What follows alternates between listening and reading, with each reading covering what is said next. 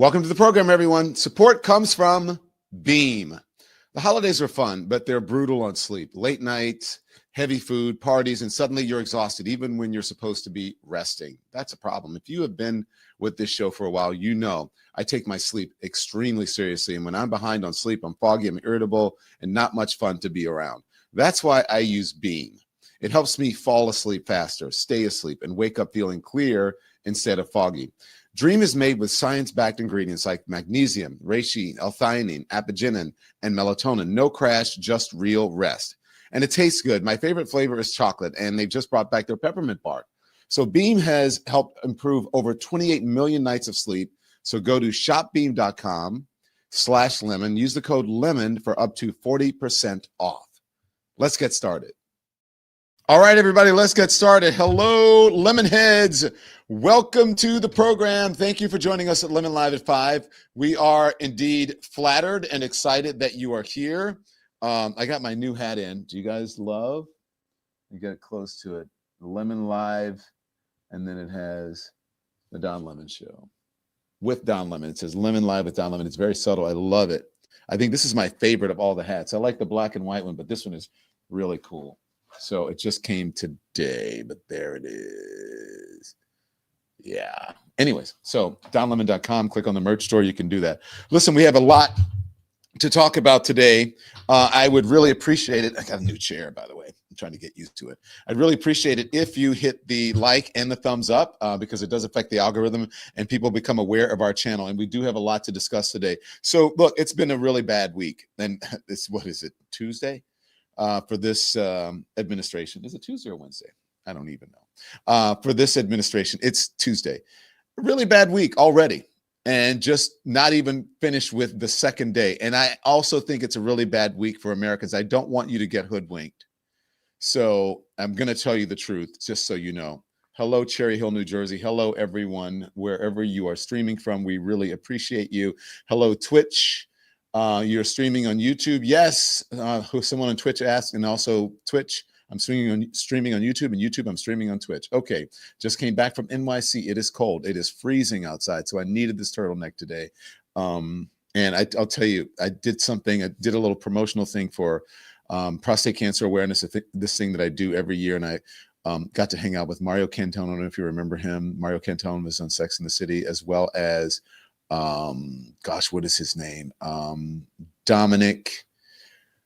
He was also one of the guys on Sex and the City. I forget his last name is like some Italian Fusa, Famusa, or something like that, Famusa, on Sex and the City. And then the founder of the Blue Jacket fashion show that I do every year.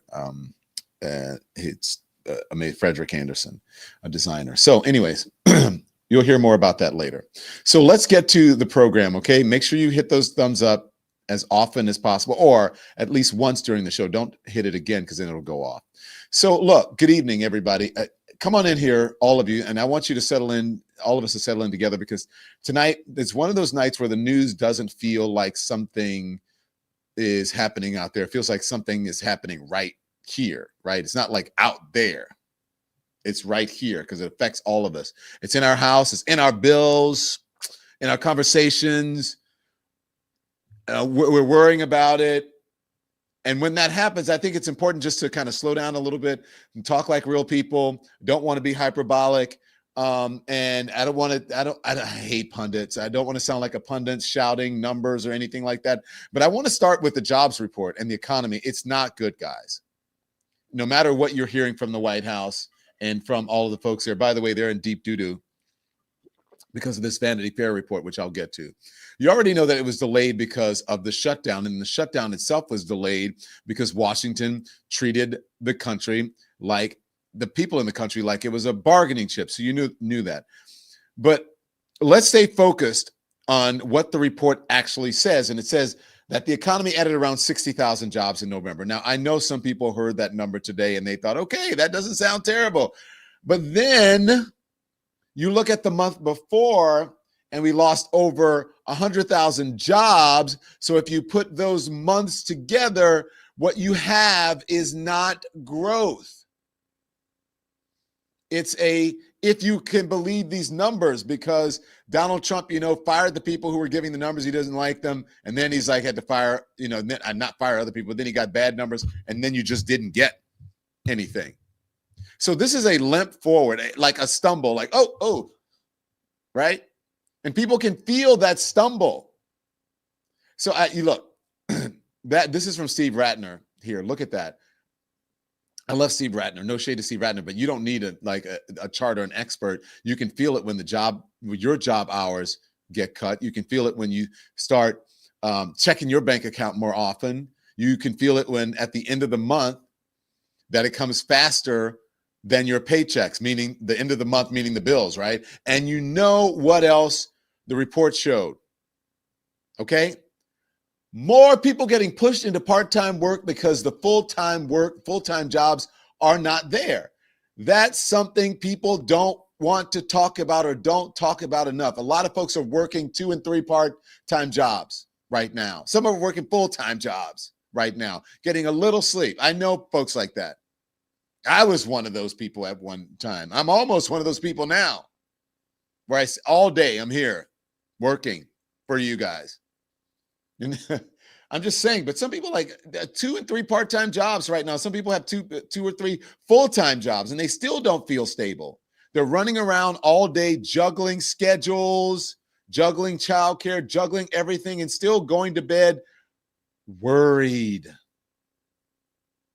That's not what a strong economy feels like, no matter what they're trying to put in your ear and tell you, no matter what they're whispering and tell, oh yeah, this is the greatest economy. It's really great that we're doing so great. No, that's not what a strong economy feels like. And you look at the unemployment ticking up again. Unemployment is ticking up again. That is another sign that things aren't steady. So when you hear affordability is a Democratic hoax, and you go, well, I'm having trouble affordabilitying things. When unemployment rises, people start holding on to their jobs a little tighter, a little longer. They get a little nervous, you lose some confidence because they're like worried about their jobs and then things at home. You get into fights. It is everything. It snowballs. They stop making certain purchases. You cancel plans. You wait. And when the folks start waiting, the whole economy slows down. So when you hear someone say that the economy is strong and you're out here feeling something very different than that, you're not crazy. You're living in the real world and not the talking points that you hear on the TV or wherever you get social media or on True Social. Now, I want to bring in what happened today as well with healthcare, because it's all connected, because this is where the weight really hits. When the government reopened after that long shutdown, remember, Republicans made that promise. Everybody was like, why did the Democrats relent? What's wrong with them? They shouldn't relent. They should have stayed. And they said, well, they got the promise. And you remember, I told you, it ain't ever going to happen. No. So in exchange for reopening the government, they agreed to hold a vote on extending the Obamacare subsidies. They agreed to talk about protecting families from massive premium hikes. It was part of the deal. And so they didn't whisper it. They said that's what they were going to do. They said it. And today they walked away. They just walked away. My mom sent me the breaking news alert saying, oh, there's not going to be a healthcare vote. Republicans walked away. I'm like, duh. Like I knew that was going to happen. No explanation about this makes any sense. There's no apology, no concern for families who were counting on that promise, nothing. They backed out of the vote. They broke the deal, and they did it knowing exactly what it means for real people. And the premiums. Let me tell you what it means. Look, guys, elections have consequences. The premiums are going to go up. Period. Without those subsidies, a whole lot of Americans are going to get hit with numbers that will make their stomachs drop and their wallets a lot lighter. And we're not talking about a tiny group here. We're talking about millions of people, working parents, seniors, everyone, people managing chronic illnesses. People, pre-existing conditions, all that, folks already juggling bills, people who finally felt just a little bit of relief because those subsidies made healthcare possible. Those subsidies were the difference between going to the doctor and putting it off, being healthy and not being healthy, knowing exactly where your health is and then just having questions and not knowing, between refilling a prescription maybe and stretching it out, right? Rationing your medication, between catching something early and ending up in the emergency room. And now that's gone poof, just like that. So, yeah. You know what else makes it worse? A lot of people who are going to get hit the hardest are Trump voters. People who believed in him when he said that he would protect them. People who took him at his word. And people who trusted that he was on their side. And tonight, they're being left out in the dark, really. They're being left to deal with premiums that are about to jump. And you can't call this a political strategy. This was a negotiation.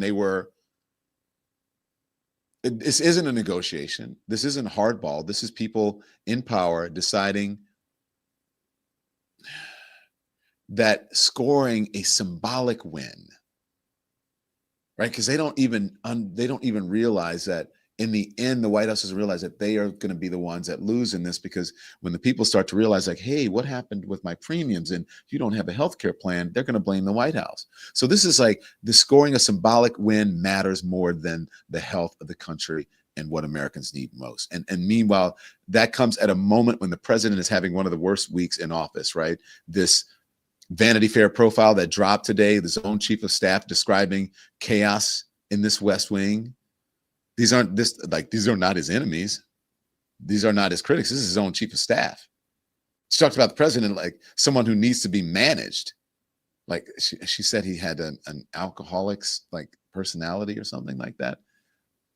Doesn't sound like someone who's leading. She's leading here. She talked about a White House that can't get on the same page, that can't communicate and can't function with discipline.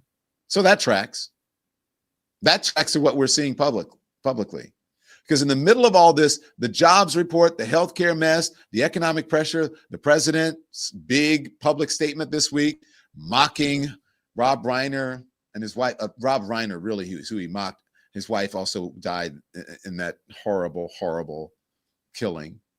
A man whose son was, Rob Reiner, his dad, his son, Carl Reiner, his dad, Rob Reiner's son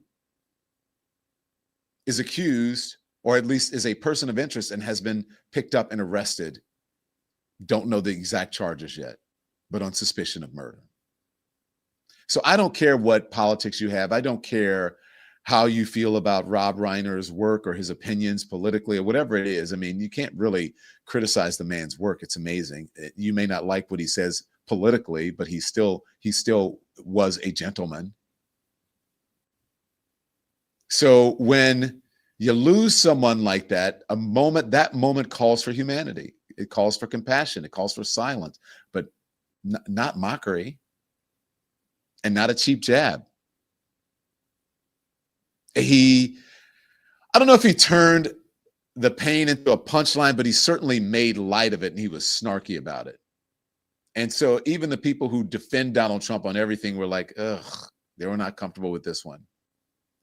And for the most part, the Republican Party did not say much. But that crossed a line. This was such a big crossing of the line that there were MAGA supporters and people who usually carry Trump's water going, this is bad. I can't stand up for this. So what we have tonight is a picture. It's not flattering. It's not a flattering one. It's not a stable one. It's a picture of a country dealing with rising costs, shrinking job security, and leaders who seem more focused on stunts than solutions. And let me just say this really plainly for you. It hurts to watch people trying their best and still getting squeezed. And it hurts to see families who finally felt just a little relief get blindsided. And it hurts to watch Washington treat life and death decisions like bargaining chips. And, I think it hurts people in a way that's deeper than money, because it hurts trust. When you make a promise and you break it and people don't forget that. And you say, oh, you care, but then you act like you don't, your actions don't. I think you are paying attention and people are paying attention to that, to all the big game talking. And then people start to see through it. And people, I think, are seeing things clearly now. And if they aren't, they will when these premiums go up. So that is where we are today. We'll talk more about what's happening in Washington and why they can or cannot get their you-know-what together. But first, a word from our sponsors. Support comes from Ollie. Listen, my dogs, Boomer, Barkley, Gus, they get the best because they deserve it. And that starts with what's in their bowl. That's why I switched to Ollie. Ollie makes fresh human-grade dog food with real ingredients, no fillers, no mystery stuff, just balanced meals dogs genuinely love. You take a quick 30-second quiz, and Ollie builds a meal plan tailored to your dog's needs. It shows up fresh and ready to serve. Since switching, I've noticed better energy, better digestion, empty bowls every single time. So Ollie is backed by vet nutritionists and even offers on-demand health support through their app. Your dog's well-being starts with their food. Go to ollie.com/lemon and use the code LEMON to get 60% off of your welcome kit. The show is sponsored today by MSI Reproductive Choices. MSI provides contraception, safe abortion, and essential reproductive health care in 36 countries, often where they are the only provider women can access. This year has been devastating. Funding cuts, closed programs, and fewer options for women and girls who already had very little. MSI prepared for this moment. They diversified funding after the first Trump administration. Even so, they still lost $15 million and kept going. Why? Because people refuse to look away. People who believe healthcare is a human right. People who understand that when women control their bodies, they control their futures.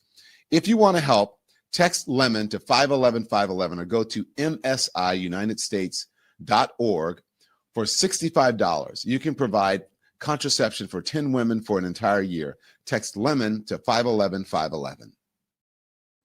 Congressman Robert Garcia has served in California's 42nd Congressional District since 2023. He's a Democratic ranking member on the House Oversight Committee, which we have lots of things to talk to him about. We're going to get to the Epstein stuff. We'll talk about the shootings. But Congressman, welcome. Thank you for joining. Thanks for being here. Happy to be here always. Can we please begin with the biggest story of the day, at least the newest story of the day, and it's Washington rocked to its core by this Vanity Fair article published. They published this profile of White House Chief of Staff Susie Wiles, an interview with her where she talked about the staff and what's happening with the Trump administration. She said Trump is a, quote, alcoholic, has an alcoholic's personality. She called Elon Musk an avowed ketamine user. She said that Pam Bondi has, quote, whiffed on the Epstein files. What do you make of this piece? Yeah, I mean, look, I think it's obviously some stuff that's really interesting. I mean, this is a woman who's incredibly powerful, is at the center of the Trump universe. I mean, she manages the White House, so she would know more than almost anyone what's going on every single day in Trump's orbit. And I think for her to make these comments to a reporter and for them to be published in this way, it's shocking that she didn't think there would be consequences to her comments. She's obviously trying to clean it up now, but the fact that she goes on the record talking about whether it's the Epstein files, about Pam Bondi, clearly throwing Elon Musk under the bus, let's see how this impacts her and if she actually survives. I mean, I imagine Trump is furious with this article, but clearly she's just being honest and was caught in a moment of sharing. And I think that no matter how she tries to walk this back, I mean, this is a reporter that does good reporting, and the story is just full of information about inside the White House. Yeah, we both know, I think you know Chris Whipple, and he's top tier. He's a very good reporter and a seasoned reporter. I'm wondering, look, to me, it feels like a frog in a hot, boiling water. Like, Trump somehow always manages to get out of it, but somehow this feels a little bit different. Do you think, you said, let's see how Trump feels about it, but do you think this will make a difference in anything with Trump, with lawmakers in Washington, with MAGA in general? Look, I think overall, these incidents, I don't think really impact his support. I think the bigger impact to Trump and what's happening with MAGA movement is broadly what the American people are feeling every day. I think that they're feeling their healthcare costs are going up. They're sensing what the difficulty that Americans are having at the grocery store. Their rents are going up. They're having a hard time paying the mortgage, taking care of their family. That's what's actually hurting Trump. And I think what's also hurting Trump is things around trust and public corruption, around the Epstein files, around him essentially enriching his family. Those broader issues that the American public are feeling, their representatives in Congress sense, hear about. They're getting calls to their offices. That right there is what's hurting Trump more than anything else. Yeah. But also, I don't know if this is how much this is hurting him. I know it's hurting him among lawmakers and among people who have compassion and who are empathetic and who are real human beings. I want to talk to you about the other big story, and that's Hollywood legend Rob Reiner and his wife, the tragic killing of those two people and the president's monstrous reaction to his death. What was your first thought when you saw this Truth Social post? I thought it wasn't real. I said, this has to be fake. It's AI or something, but turns out it was real. What were your first thoughts? I mean, really disgusting. I mean, it's insane that an American president would actually speak this way of two human beings that were just brutally murdered, regardless of what their political opinion was, and to essentially lean into this idea that somehow they're not worthy of compassion is sick. And no president or leader should ever speak in this way. And I think this just directly goes to the type of person that Donald Trump is. No moral center, no character. I don't know how anyone could consider him a Christian or a man of God, as some like to claim. And certainly for the speaker to be asked his thoughts on this and then to kind of not even comment on it and to kind of dismiss it, I think is also, again, weakness and really morally for the speaker who calls himself a Christian man. It's disgusting. Every Republican should call this out. And yet Donald Trump continues to do what he wants to do, but it is hurting him. There are people that are speaking up, and I think that's important as well. Yeah, I did not understand that one. And again, I don't know if it will have any effect, but this feels different to me because I'm hearing people who normally don't say anything come out and speak out against it. I mean, look, James Woods, right? You're from California. You know the actor. He was on Fox saying this is reprehensible. Laura Ingraham, who's a Fox News anchor, is saying that Reiner was a legend and that was a kind person. Even at Piers Morgan, who often carries Donald Trump's water, saying that this was beyond the pale. I'm just wondering if it's going to penetrate, or is that just the kind of person people who are attracted to him that because he says those kinds of things? Look, the Rob Reiner, the comments that he made about him and his wife, I think will have an impact. I think they're when his base of support, particularly those that call themselves Christian or those that are trying to do right in the church or their community. I don't know how they themselves can read what the president is saying and feel good about the man in the Oval Office. Yeah. And so what you're seeing right now is Donald Trump at historic lows in polling. I mean, his polling numbers continue to go down. This isn't going to help his support in the American public.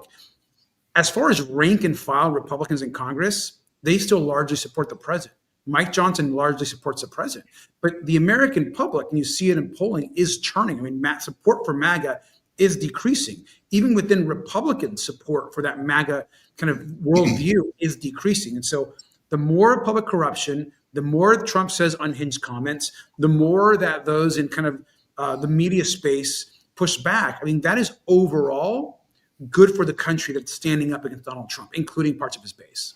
Now let's talk about something that you have control over, and that's releasing some of the documents that you're getting from the Epstein files and from what is the Epstein Foundation or his trust that you're getting to the family foundation? Yes, the Epstein estate. So look, the deadline for the Justice Department to release any and all the documents related to the Jeffrey Epstein cases under the Epstein Files Transparency Act, that's December 19th. That is quickly approaching, Friday. So what can Americans expect? Are we actually going to get the Epstein files at long last? What's happening, Congressman? Look, I think I would be surprised if we get all the Epstein files released on Friday. I mean, the reality is that Donald Trump and the Department of Justice have been trying to cover up the Epstein files. They have done everything they can to stop their release. They try to dismiss them outright at the beginning of the Trump presidency. And so there's just no scenario where I see somehow Donald Trump and Pam Bondi reversing their position and we get everything on Friday. Look, it's likely we're going to get some documents. Remember, there are tons of documents in their possession. So they could release some documents that maybe were already public. There certainly can be major redactions that would be problematic for us to actually review. So we are going to get something. As far as what we get and what the DOJ will claim they can't release, I think we're going to wait and see till Friday. They've given us no indication of what's coming on Friday. We've asked multiple times. They have not shared that. But I highly doubt that we're going to get the release of the full Epstein files this week. So what do you think they're going to say? That they're going to use this SDNY investigation or some other, come up with something else? Look, I think they could say that there's other investigations going on. I think they can say that they need more time to release all the files. I think they could say that they're still working to redact information that could be sensitive information, perhaps about some of the survivors. There's a bunch of things that they can say. What I go by is past behavior. Their past behavior has tried essentially to hide information. They've attempted to not release information to the public. They've not worked with the committee directly. And so I just don't see how within the span of a couple of weeks, they're going to completely change their posture and release all of the files. We know that there are very powerful men that will be implicated once the full files are released. The public deserves to know who those men are. The survivors deserve to know, and they deserve justice. And so they should do the right thing. They should release all the files. But I think we're going to wait and see what they do on Friday. Congressman, just this afternoon, Trump announced that he plans to address the nation from the White House tomorrow evening at 9 p.m. What do you think this is about, 9 p.m. Eastern time? What do you think this is about? You think he's going to do something drastic to try to distract from the Epstein files? I know, maybe declaring war on Venezuela or something. Like, what is going on? Why an address from the White House? We don't know. There's a lot of, we look at what's happening right now with Venezuela and what's happening with Pete Hegseth, and clearly there is this effort to escalate on behalf of Hegseth and Trump, and so that's very concerning. We're watching that. Obviously, this address, I think, adds to kind of the intrigue of what they're trying to do. Of course, we're expecting a big day on Friday with Epstein, and so there's a lot of thoughts about what's going on and about Donald Trump is a master of distraction, and so I think I don't want to prejudge what he's going to say. Maybe there's something of significance in whatever he says to the nation tomorrow. That might be the case, but we just don't know. Okay. Congressman Robert Garcia, thank you for your time. We appreciate it. Thank you. Support for the show comes from Aura Frames. Every year I plan to give thoughtful gifts, and every year I end up scrambling at the last minute. Gift card, anyone? Well, this year I figured it out. Aura Frames. Aura makes gifting personal without being complicated. You load photos and videos straight from your phone using the Aura app, and they appear instantly on the frame. You can preload photos before it ships and add a personal message. Every frame arrives in a premium gift box with no price tag. It's simple, meaningful, and something people actually use.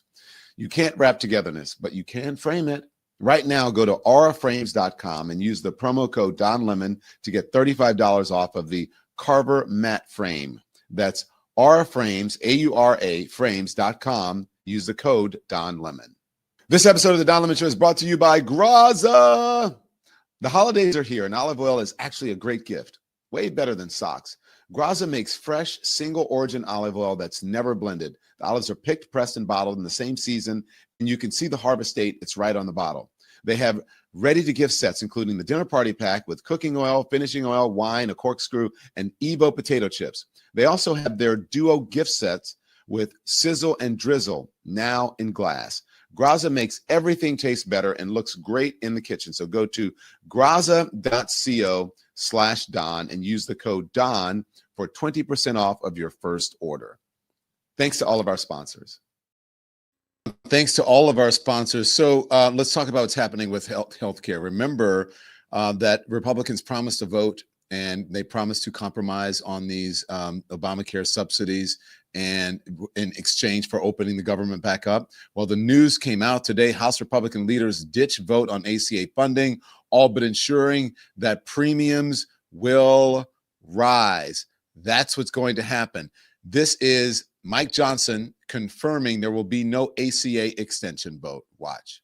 Thank you, Mr. Leader. This morning, Congressman Mike Lawler said that it was political malpractice to not allow a vote on the ACA subsidy extension this week. What's your reaction to that? And will Republicans suffer any political blowback for not allowing something like that to come to the floor of moderates?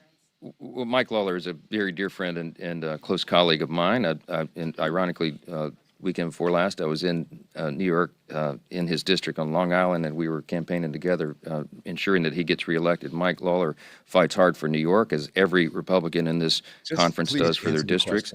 The districts are different. They have different priorities and ideas, but we do have, there's about a dozen members in the conference that are in these swing districts who are fighting hard to make sure that they reduce costs for all of their constituents, and many of them did want to vote on this Obamacare, COVID era subsidy the Democrats created. We looked for a way to try to allow for that pressure release valve, and it just was not to be. We worked on it all the way through the weekend, in fact, and in the end, there was not an agreement, wasn't made. Now, everybody was at the table in good faith, and I certainly appreciate the views and the opinions of every member of this conference. But I will tell you one thing: they will all join in unity on is voting for this bill that we've been discussing this morning, because again, instead of just trying to assist 7% of Americans, this is for 100% of Americans, and we can handle that and do that together. I hope that Democrats will come along with us. If they're serious about solving the problem and bringing down cost of health care, they'll all fully support it as well. But I think you're going to see they're playing politics with this. Okay, now it's the Democrats playing politics after they made the promises and then not keeping them. Dr. Frieda is here, triple board certified nephrologist and a medical expert in internal medicine, pediatrics, and obesity medicine. She does a live stream on her YouTube channel every Monday at noon Eastern time on trending medical topics in the headlines and celebrity health. And don't forget the Dr. Frieda Show, very popular show on YouTube. So look, Doctor, welcome. This does have life or death consequences, I believe. And they did make that promise before going on break, before Thanksgiving or during Thanksgiving, and opening that government back up. They absolutely did. I know a lot of people were frustrated from, the Democrats who agreed to open the government back up, but they did so in good faith, according to the ones who agreed, because we were told that there would be a very serious look at extending these subsidies so that people could, maintain their health care. However, with not even having a vote, it really does look like they weren't actually serious about it. And then in just listening to that clip, the whole pivot to, if Democrats are serious about health care, well, with the Affordable Care Act, we know that for years, many of the Republicans and Trump, let's, repeal it and replace it, repeal and replace it. And after almost 10 years, there's been absolutely nothing comparable to it. But what's happening now is that there will be people who cannot afford their premiums. And if they have life or death, illnesses, disorders, then this really could cost Americans their lives. Are people coming in? Are they concerned about it, Dr. Frieda? Your patients? Absolutely. I've already had patients who look and they see how their premiums will increase. I've had people whose premiums will triple, and they have to make choices, because that's the whole thing about insurance. Even if you are healthy today, it gives you some insurance that if you need some type of a surgery or procedure, then you'll be able to get it. But now I have patients who are talking about taking that gamble. They say, hey, I'm pretty healthy, so why should I spend $15,000 a year on this increased premium? Maybe I'll just wing it and just pay out of pocket. Well, you say that, but then what if you get a diagnosis of cancer, Lord forbid, or if you have to have an emergency surgery? Well, now you've gone from living a life that perhaps you were, able to maintain, pay your bills, and be pretty financially stable, to being either financially devastated or having a health care concern that you cannot treat. So it's very serious, it's very real, and I find it to be very irresponsible. My whole thing, if it's not broken, then why try to fix it? It just really feels like some type of a personal jab at the American, at the what is oftentimes called Obamacare, and that's just kind of personal jab at Barack Obama. He just doesn't want anything that has Barack Obama's name on it, and they don't, and they know it, so they can't. They're trying to. I believe this is their backdoor way of killing Obamacare. And I think that that's what they're doing right now. Of all the channels, I want to play this. This is from Fox News, and I think Fox News is, at least in this clip, they're showing how serious it is. But let's look at it together, and then you and I can talk about it. So, Senator, just so people know, if these premiums go away, you're going to see some of these things. Medical inflation will outpace as we roll through all goods in 2000 to 2024. Medical care will go up 121%, and all goods and services will go up 86%. If subsidies expire, low income people making $22,000 or more will have $0, $66 a month for middle income. If those people make $35,000 and up, it'll be about $218 a month more. Older middle income adults, their rates will go up about 508%. So because of the COVID subsidies, people are used to paying a certain price. And we also know the coverage isn't good. It's been a major letdown. But in the short term, which means in the next 2 weeks, do you sense that there might be some compromise here? Okay, I don't know if Obamacare has been a major letdown. You can answer that, the coverage, whatever. But I think anything can be improved. But the numbers that he's talking about, look, that's high. That's a high for, I don't care what your income is. That's a lot of dough. It's a lot of money. And you have some people who will be able to absorb the costs and just complain, but some literally cannot afford it, which is really frustrating because we're supposed to be the leaders of the free world and we're a high income country. When you look at healthcare, you would think that it's a right and not a privilege. And if you have people who are no longer able to afford these premiums, they can't afford to go to the doctor, a great bit of going to the doctor and to your primary care is preventive care. So you don't need open heart surgery. So you don't need dialysis, right? So you don't end up on respiratory failure. So you don't need a heart transplant. What is happening may end up really biting back, because if Americans cannot afford their preventive health, then what's going to happen is they're going to end up sicker in the hospital, and that might end up costing us more in the long run. At any rate, it feels just very irresponsible not to have the vote, and it feels like they were really disingenuous. The Republicans who said that they would really kind of pay attention and try to vote, it just all feels like a scheme, and unfortunately, the ones who are going to have to pay the American people. Well, part of what I said earlier in my opening monologue, Doctor, is that I don't think that they have their ear to the ground and they're actually paying attention to their constituents and to everyday Americans, because this is really going to hurt not only their physical health, their mental health too, if you're worrying about paying bills, but it's going to hurt their wallets. Do you think that these politicians understand what's happening in waiting rooms and on the phones with people trying to figure out how I can help with these bills? Doctors saying, let me do this. And I know, like, when you get, you get certain prescriptions, doctors are saying, well, maybe I can get a coupon card or something or whatever. Do you think these people understand that? Because they've got the Cadillac healthcare plan. They have the Cadillac healthcare plan. And no, I don't think so. And, you have folks who can call affordability a hoax. That lets you know right off the bat that they're not reading the room. What I really think might come to reality for people to really understand is that it's not just us versus them when it comes to healthcare. You have a lot of people who are Republicans who have been using these subsidies, who've been using this healthcare. You have people who are supporters. It's going to hurt his constituents, I think, the most. Sorry to cut you off, but I believe that it's like three-quarters of the people on the plan are from states that Trump won. And so what he's going to find out is that, one, affordability is not a hoax. And he's also going to find out that people will go along to get along. But when they start seeing loved ones suffer, loved ones with sickness, then maybe some of the reality will set in that the promises made, as far as healthcare, being able to afford eggs, all of the things. When you start talking about people's health, life and death, I think a lot of reality is going to set in and they're going to feel it. Unfortunately, the American people are going to feel it first by having premiums they can't afford. What do you want the lawmakers to know, Dr. Frieda, and what do you want people who are watching to know? Because people are wondering, like, oh my gosh, is it still open enrollment, and isn't it Medicare enrollment? Is it still? I don't know if it's still happening. But I know for some places there'll be enrollment going through January. Other ones it's closing, before the year ends. And so really folks are going to have to reach out for their individual plans.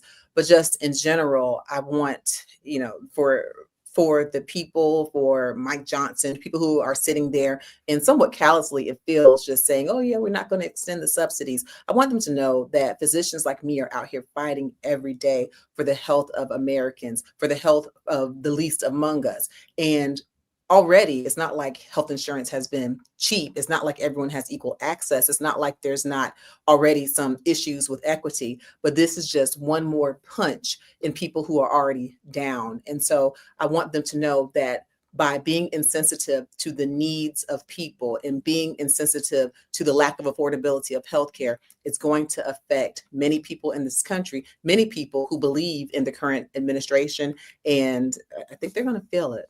Yeah. Yeah. Dr. Frida, I mean, doctor, you're becoming our, like, medical, of course, you're very good at what you do, and we love having you here. Thank you. Anything that I missed, Dr. Frida, on, look, I know it's going to, it's going to affect poor and working class people, obviously, more, and people who are in underserved communities, and perhaps women with women's health. I think it costs women much more for healthcare than it does men. So, it's just not good. It's not good. It's not good. And nothing is going to replace, people being able to go to their own doctor. But I know that, like, for example, on my channel, Dr. Frida, I definitely give evidence-based information in ways that are easy to understand. I talk about traditional medicine. I also talk about natural, holistic medicine with some evidence behind it. And so I encourage people definitely to go to their doctors when they can, but also to look at reputable sources to try to maintain health in the best way that they can while we try to figure this out. Dr. Frida, check out Dr. Frida's show. It's just called Dr. Frida. Right here. Dr. Frida Live. Yep. Dr. Frida Live on YouTube. It's a great show. And Dr. Frida, thank you so much. We appreciate you taking the time. We'll see you soon. Thank you. Thank you. So, I think that people now, I just wanted this show, I wanted to bring clarity to everyone about what's going on. Okay. Because there's a lot. I do believe that the MAGA spell is broken and is continuing to break. And I think that they are exposing themselves every minute, that they just get more exposed. But, they still have that small percentage, even though he's underwater on support and likability or dislikability or approval or not approval. I mean, underwater in both of those. But here's the thing, I think this Vanity Fair thing showed us, like, what is going on, what their priorities are. It's never, guys, a good idea to it's never. I was somewhere where somebody did that and then they ended up getting canned. It's never a good idea to let a reporter, whether it's magazine or whatever, follow you around and interview you for a long. It's just not good. I don't know who advised that. I don't know who approved it, but you should know from experience. Just look at the people who have allowed that to happen and see what happened to them. This is not good. But hey, look, I like the transparency. I want to see it. I'm here for it. But I think that people are starting to see clearly now. I can see clearly now. The rain is gone. The spell is gone. The MAGA spell is gone. You can see all the obstacles that are in your way, and they all are wearing red hats. And that is what's happening right now. People are seeing things clearly. They're seeing the job situation for what it is. It's not good. No matter what you say, these are the best jobs, we're the best economy. That people are seeing through that bullshit. They're seeing their health care for what it is. And when those premiums start going up, they're seeing the leadership. By the way, how long have the Republicans been saying, hey, we got a plan, we have a plan for health care, we got whatever, and they don't even have a concept of a plan. People are seeing the leadership in the White House for what it is. And they're seeing Congress for what it is. That's what we've been telling you this whole show. I just wanted you to learn. Can y'all just sit down and learn some stuff? I'm trying to learn y'all. Sorry. I mean, I know it's teach, but I'm just saying that's what we say. I'm trying to learn y'all. Churins. Yeah, I came from the South. So look, people are not, I don't believe that this is a partisan lens. I really don't. I think people are starting to really figure out that this administration is trying to play them for suckers. So the lens they're seeing is not through a partisan one, not through propaganda, but this is because of lived experience. And that lived experience is powerful. Lived experiences are powerful. It cuts through the bullshit. And once you understand you're being played, it's hard to put that back in the box where you're like, oh, well, maybe I should start trusting them now. Nope. Just like I talked to you about the media, viewing habits change, loyalty habits change. People go and they start to look for something in someone else. Because, people are always looking for a savior, but the person who's going to save you is you by voting for your interests and not someone who's lying about your interests and is really about their interest. They're getting Donald Trump. Are you looking at me? Are you listening? Donald Trump is getting rich off of your ass. And you're allowing it to happen, and you're getting poorer. You're not going to have any health insurance, and you're getting sicker. And you voted for it. Now, I know there are a lot of you out there saying, I didn't vote for this shit. Okay, good. I know that, but I'm speaking to the people who voted for it. You did. You fucked around and you found out. But still, I'm willing to, if you finally understand now, welcome. Welcome to the club. Welcome to sanity. And welcome to, at least, even if you are not willing to accept it whole cloth, to swallow all of it, you can just do Marjorie Taylor Greene and just for a while, just come on in. Water's warm. So it's hard to put that back in the box, which brings me to where that I want to close tonight. Look, at the end of the day, people aren't dumb. You're not dumb. You're not dumb. You can be co-opted. People are easily misled. I've been misled before. Trust me, I have been misled before. And if people scheme behind your back, and sometimes you believe it. You know when you're getting squeezed. You know when a promise was just a show. And you definitely know when the folks in charge stopped caring about how the rest of us are living.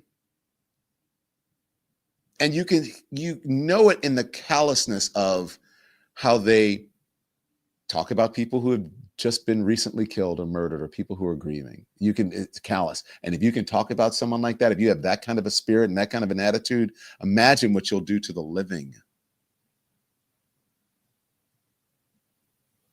Think about all those times during the election, all the people he visited, and he's like, I'm going to make you rich, and all these rich people in the room, and they're rich. And look at look who can afford their health care forever. Look at them, their Cadillac healthcare plan, and their rich friends.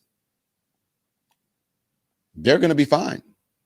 Look, they have so much money, they don't even need a healthcare plan because they can just pay for it. So look, wake up. Welcome. You can't hide this stuff anymore. You can't hide the premiums. You can't hide the job cuts. You can't hide the mess in Washington. It's all coming to light. The chickens are coming home to roost. People feel it before they ever hear it on the news. You do. I'm telling you. There's only so long that folks will sit with that. Only so long that they're going to wait for someone to do right by them. If you want to, reminds me of the old Aretha Franklin song. If you want to do right all day woman, you got to be a do right all day man.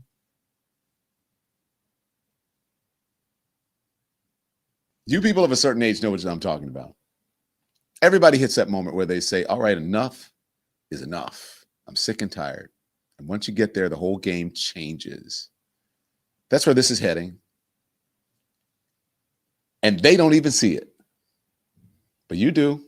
Just like those people who quietly went in their voting booths the last couple of Tuesdays, and they see where this train is going. Trust. Look, anything you want to know about this show, you can go to donlemon.com. I think it's 16 days until we go live in New Orleans. This is my Oprah. Live in New Orleans, and you get a New Orleans. Okay, so look, you can go and click at the top. Go to donlemon.com, click at the top. Any of those two links that you see at the top, and you can go either to the Spotted Cat or DBA. Okay, and then you can join us in New Orleans if you're in New Orleans, or just join us on the stream. Tune into the stream and just leave it on your TV in your house, or your laptop, or your iPad, or your iPhone, and just tune into the stream. Tell everybody, hit that like button when you're there and join us. You can have a Don Lemon New Year's Eve Lemonhead watch party. And then also, if you go back out to donlemon.com and click on merch, I think the boxes, let's double check. I think the New Year's Eve boxes are sold out, guys. Don't be mad. I told you guys to get them. Yeah, they're gone. But I think you can still get the champagne flutes for New Year's Eve, and they say 2026. So you had them up there, Andy. I don't know where it was in the page before, but you can get there. They go. So the box is gone, but you can get the champagne flutes, and I think there aren't many of them left. And so you can just have a champagne toast. You can do your little shots. Whenever I do something, I'll come up with take a shot or take a toast word or phrase or something that I do. And we're working on it. We're going to tell you, we're going to roll out who's going to be on and what's going to happen in a little bit. But look, it's going to be a New Orleans New Year's Eve. This is going to be very New Orleans focused with some folks from around the country and other things. We're going to ring in the New Year on the East Coast and New York and all that. Everybody has everybody's live in New York, whatever. Let's go to New Orleans, a real party city. We're going to get down. We're going to get down like they get down in New Orleans, y'all. Okay? So go check out the champagne flutes and anything you want to know, all of the merch. I think you can get, I think guaranteed to get the bulb was yesterday, but you may still be able to get it depending on, but that's the bulb. Amazing. The ornament. We used to call them Christmas tree bulbs. It's not no ornaments, but the bulbs on the tree, y'all. You know, country folk. Where are our Christmas bulbs at? Ornaments? What is that? Christmas bulbs. You remember the old glass ones? They were like really thin glass, and I mean, they would just break if you looked at them. I love those bulbs. I still have them. And the light blue, old school, like 1950s, 60s blue. That's my favorite one. But my new favorite one is that one, the Don Lemon head ornament. Everybody loves it. Everybody, like when I give it as a present, everyone puts it on their tree right away. It really does look good. Okay, so look. Be informed without being inundated. Oh, by the way, we have some merch, right? Don't we have some merch? Some people who bought merch. Oh, and I didn't tell you. Check this out. This is the new hat. It's really cool. Lemon Live with Don Lemon. It's very subtle, but in person, you can see it a lot better. It's raised letters. You can see the letters are raised on the side. Very cool. Black on black, smooth, as they say. Who is this lovely lady? This is Yvette. Hello, Yvette. Beautiful lady. I love the glasses. I love everything. Are you doing me with the glasses? And I don't have my mug. Oh, people be knowing, but I do have, this is my Christmas. We call it a Donley instead of a Stanley. This is a Donley. Thank you, Yvette, for supporting. Beautiful. Crystal from Fort Worth. Hi, Crystal. Oh, she's gorgeous from Fort Worth. She looks like my friend Sandy, too. Beautiful. I love the shirt. That's one of my favorite shirts. I couldn't wait to get that one. I want to wear it every day, but I feel like I wear it too much. So it's easy to wear the black t-shirt every day. But Crystal, you're beautiful. Thank you so much. There it is. Look how good that looks. Look at the colors. Come on. Come on, guys. I mean, producers, you can hop on if you want, but tell me that's not a cute ornament. Tell me that's not a cute ornament. It's a great ornament. Yeah. I mean, look, even if you don't like, maybe you don't care for Don Lemon, but that is a cute ornament. I ain't gonna lie. I'm shocked that it turned out so well. And this is from Luz. Luz, thank you. Your tree is beautiful. Gorgeous, gorgeous, gorgeous. Thank you for your support. We have many photos from Monica. Oh my gosh. Monica is a lemon head and showed up in, is this Philly? That's New York. Oh, this is New York. Yeah, I was going to say, yep, because that's when he wore the light suit. Yes. Great. Beautiful, beautiful, beautiful. This Still is from also Monica. from Monica. Monica loves the merch. Thank you, Monica. We love you for that. Look at Monica. She was very sweet. And then one more. Oh, wow. What's up? Who are those people? Who are those Ugmos? No, that is Nikki and Peter and Monica at City Winery. This was a show. This was a couple shows ago, right? Was this a Jen show? Yeah, this is a while ago. First one. Yeah. Maybe. My first Yeah, one? I think it was the first one with DL. Yeah, this was a DL. Yeah, because DL had the suit on. All right, Monica, looking good. Thank you for sending in the photos. See, look at this ornament. I'm From telling Nicole. you, it's a winner. Nicole, I don't know how we're going to up that next year. See, just gorgeous. Thank you, Nicole. Another from Shannon. I'm telling you, Shannon, amazing and beautiful tree. Look how it just stands out. You know what I'm saying? Mm-hmm. Really cute. And it's happy. It smiles. What else we got? Last one from Tracy in North Carolina. Tracy in North Carolina has the shirt and 2 fans. I love it. She's got both colors. She's wet and fans at. She's ready to put her boots on the ground. Thank you, Tracy.